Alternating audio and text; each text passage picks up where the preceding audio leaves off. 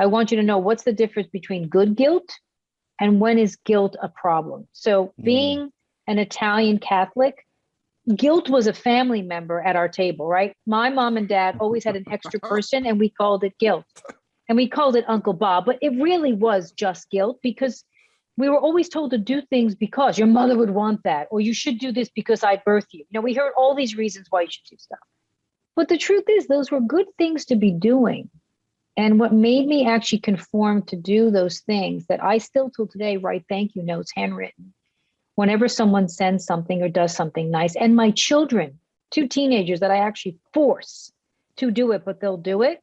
It'll be a week later than I want. Is that control coming out, Tish? Is that it's guilt? It's my guilt is saying, listen, you need to do this. If you would like them to do more nice things for you, you should recognize. But there is an element of always something positive from it. But what would be wrong if I force someone to make decisions out of guilt, like do this because I gave you that. And so in businesses, many times it's hard to witness right away, but sometimes we have people in certain roles that shouldn't be, and we do it out of guilt because we were best friends and we started some business together. And now that we're a multi-billion-dollar company, you're still in the same role that you shouldn't have done 10 years ago, but you're still there. That's where guilt sometimes forces you to not face decision-making or have the tough conversation. So that's what the book uncovers, both a professional and a personal side to how these 7 emotions, when healthy, we can make it all the reasons why we want to keep them.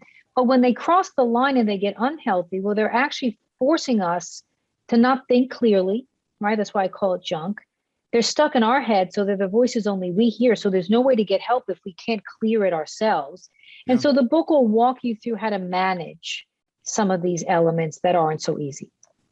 I love that. I love that not only are those 7 laid out, but that each one is really on a kind of a spectrum and there's healthy elements to each. I think that's really helpful that there's all of them have strengths, but if we overplay it or gets involved in our decision-making or overrules our decision-making, that becomes a major issue.